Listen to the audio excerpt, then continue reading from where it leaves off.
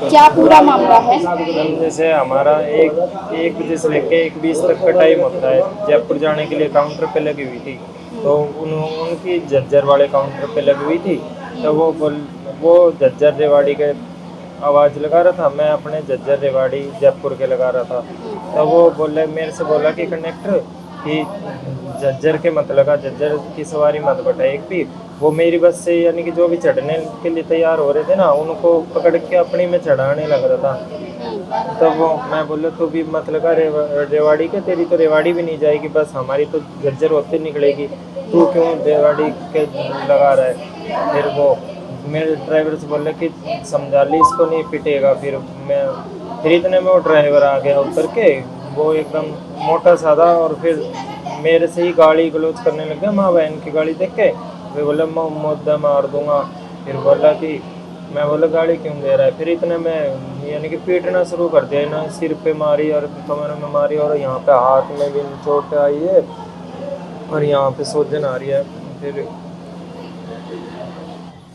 फिर वो सारी पब्लिक भीड़ इकट्ठी होगी, स्टाफ के इकट्ठे हो गए, तब उन्होंने जब बचा पाए।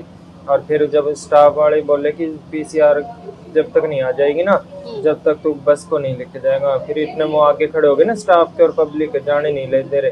फिर इतने में ड्राइवर गाड़ी में चढ़ के और फिर स्टार्ट करके एकदम भागने लगा। वे साइड में हो गए, नहीं उनके ऊपर भी चढ़ा देता। फिर आगे कोई बस अड़गी, तब वो रुक गया, जब वो बस नहीं तो लेके भाग जाता वो। फिर हमें वहाँ पे सारा वो स्टाफ लेके गया जीएम साहब के पास, और पीसीआर आई थी।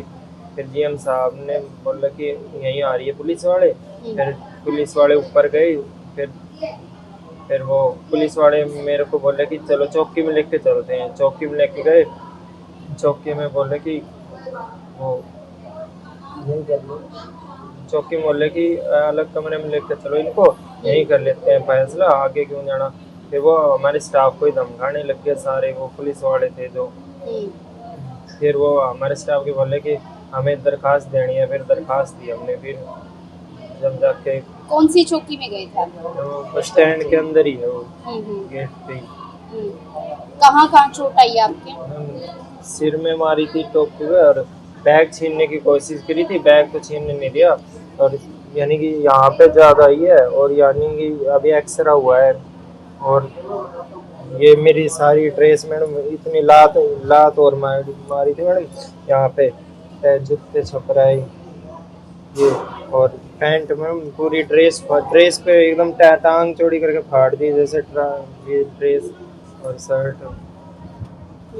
बड़े अधिकारियों तक मामला गया है अभी जी समझाने मैडम, में? बड़े तक गई।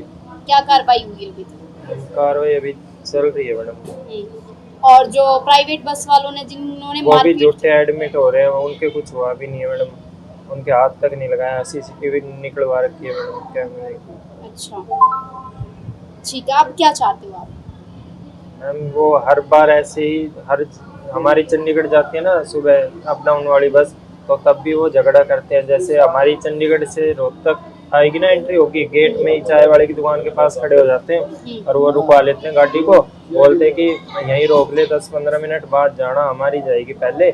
ऐसे हर बार करते हैं, वो रुकवा लेते हैं। और इतनी लंबी चंडीगढ़ से आ रही है, 2 घंटे का वो रास्ता है, तब भी हमारी रुकवा लेते हैं हमें। ये मैडम धमकाते हैं सभी के साथ, जो भी और कंडक्टर आते हैं उनके साथ भी। तो ऐसे तो चालक और परिचालक सेफ नहीं है कि रोज मैडम ये लगातार तो चलो मारपीट मैडम, यहाँ पे सीसीटीवी लगी हुई थी, यहाँ पे कैमरे में रिकॉर्ड हो गया। अगर मान लो मैडम बाहर हो, या बाहर पिटवा दे, या डंडे से पीड़ मारता और कुछ करता, यहाँ पे तो सब कुछ रिकॉर्ड हो गया मैडम। इस तरह का इलाज चल रहा है? इलाज तो मैम सही चल रहा है, लेकिन यहाँ पे उसके जो वो वैसे एडमिट हो रहा है, उसके साथ वाले बंदे आ रहे हैं, वो बार बार मेरे से बोल रहे हैं कि फैसला कर ले, फैसला कर ले, माफ़ी चाहते हैं हम, रोजी रोटी है वो है, माफ़ कर दे भाई, पैर पकड़े, लेकिन वो डरा रहे हैं। मैं एक्सरे करवाने गया, तब भी वो नीचे मिल गए थे कि कुछ नहीं होगा, आगे कार्रवाई कुछ नहीं होगी, फैसला ही होना है लास्ट में, ये बोल रहे हैं वो। और मैं रात को भी ऐसे ही आ गया था बेड पे आके, जैसे स्टाफ के चले गए थे, रात को बेड पे आके बैठ गया था कंडक्टर, बोला कि फैसला कर ले भाई, कुछ नहीं होना जाना, माफी चाहते हैं, हम पैर पकड़ रहे हैं। कौन से रूट की बस आप चलाते हैं? हम रेवाड़ी से रोहतक आई थी, फिर रोहतक से जयपुर जाना था नाइट पे। तो शाम के टाइम ये एक बजे लगी थी काउंटर पे, और 1:10 या 1:15 ऐसा हो रहा था टाइम। 1:20 पे चलने का टाइम होता है। चालक के साथ मारपीट, ऐसे में सिक्योरिटी को लेकर एक बड़ा सवाल उठता है कि परिचालक ही सेफ नहीं है और प्रशासन अभी तक कोई कार्रवाई नहीं कर रहा है, उसे लेकर क्या कहेंगे? इसे लेकर यही कहेंगे कि घर में घुस के मारने वाली बात है। हमारा ही बस स्टैंड और हमें ही मारा जा रहा है, तो इसका हम भी इलाज करेंगे और पूरी जो है जोर शोर से आंदोलन करने का काम करेंगे। अगर हमारे खिलाफ हम इनके जो चाहेंगे वो नहीं कर पाएंगे प्रशासन प्राइवेट बस वालों के खिलाफ, तो फिर हम भी आंदोलन करेंगे। गेट बंद तो किसी भी टाइम कर सकते हैं, जो साझा मोर्चा आदेश देगा उसका आदर करेंगे। जीएम के संज्ञान में ये मामला गया है क्या? हाँ, कल जीएम साहब के संज्ञान में गया है मामला, और जीएम साहब ने चौकी वालों को बोला, लेकिन चौकी वाले काम नहीं कर रहे हैं। चौकी वाले इस मामले को थोड़ा दबाने की कोशिश कर रहे हैं, इसलिए अभी आज दोबारा से जीएम साहब से बात करेंगे। रोहतक स्टैंड इंचार्ज हूँ और ये कल गाड़ी लगाई हुई थी, इसने 1:15 के आसपास का टाइम था। तो ये अपनी सवारियाँ बैठा रहा था, तो इसके पास प्राइवेट का परिचालक आता है, कहता है तू यहाँ की आवाज़ क्यों मार रहा है, हमने भी अपनी गाड़ी ले रखी है। तो इसको गालियाँ देने लगते हैं पहले, तो उसके बाद इसके मारा पीटी करते हैं दोनों मिलके। फिर बाकी कर्मचारियों ने अंदर आके बीच बचाव किया। उसके बाद हम जाते हैं मतलब चौकी में, तो पुलिस वाले मतलब सीधा उनकी तरफदारी करते हैं। प्राइवेट वालों की एप्लीकेशन लिखने से भी मना कर दिया। बाकी सब कर्मचारियों को, एक कांस्टेबल तो ये कह रहा है आप सब बाहर जाओ, हम इससे आप पूछ लेंगे। फिर हम महाप्रबंधक महोदय से मिले, उनने आश्वासन दिया कि मैं चौकी इंचार्ज को यहीं बुला के और मैं संज्ञान मैं आ गया मामला, और मैं अब कार्रवाई के लिए बोलता हूँ। ठीक है जी। अभी तक कोई कार्रवाई नहीं करी गई है प्राइवेट? नहीं, अभी तक FIR दर्ज नहीं हुई जी। हम अपनी तरफ से एप्लीकेशन दे चुके हैं, और उनने तो ऐसा कराया जी, मारा पिट्टी भी इसके साथ करी है, और इससे पहले जाके एप्लीकेशन दे रहे हैं वहाँ पे चौकी में। 2-3 बंदों ने इकट्ठा हो गए इसको मारा, उससे पहले यहाँ आ गए और इसी से पहले मतलब चौकी में पहुँच गए, मार के सीना जब्ती भी कर रहे हैं इसके साथ। ऐसे में डिपो की सिक्योरिटी पर बड़ा सवाल उठता है। बड़ा होता है जी, नौकरी करना बड़ा मुश्किल हो रहा है कर्मचारी में।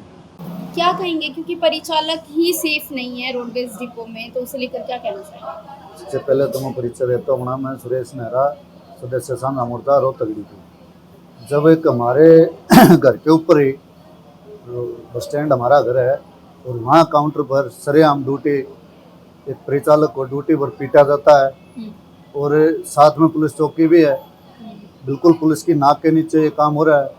और जब बस स्टैंड के ऊपर हमारे घर के अंदर हम सेफ नहीं है, तो हम पब्लिक क्या सेफ हो गई? दूसरी बात बताया परिचालक ने कि पुलिस प्रशासन भी इसी पे दबाव बना रहा है, तो हम कहाँ का न्याय सोचे मिलेगा। और मैं आपके माध्यम से प्रशासन, पुलिस प्रशासन को बताना चाहता हूँ कि हम 1-2 दिन के अंदर अपनी आपात मीटिंग करके, यदि पुलिस ने कार्रवाई नहीं की तो हम हमने आंदोलन देंगे। उसमें से हमने गेट बंद करना पड़ो या हमने पूरा दिन चक्का जाम करना पड़ो, हम पूरा न्याय दिलाकर जब भी बैठेंगे। और नहीं तो हमने पूरा हरियाणा बंद करना पड़ो, चाहे न्याय नहीं मिला तो। प्रशासन और पुलिस बिल्कुल हमारी जगह पर, हमारे बस स्टैंड पर, और विरोधियों को कर रही है सहयोग। दूसरी बात आप भी देख रहे हैं कि जब साथी यहाँ बोल रहे थे तो 2-4 साथी यहाँ भी घूम रहे। जब यहाँ एक साथी को इलाज कराने के लिए आया है, तो भी यहाँ पे उसके साथ CID में लगे हुए हैं, और उसको दबाने के लिए इतना वो कर रहे हैं। तो गुंडा तत्व है, और गुंडा तत्व को उसके साथ कार्रवाई होनी चाहिए, और नहीं तो अन्यथा हमने आंदोलन पे जाना। जिन्होंने मारपीट की है उनके खिलाफ अभी तक कोई कार्रवाई नहीं की गई क्या? अभी तक कोई कार्रवाई नहीं हुई है।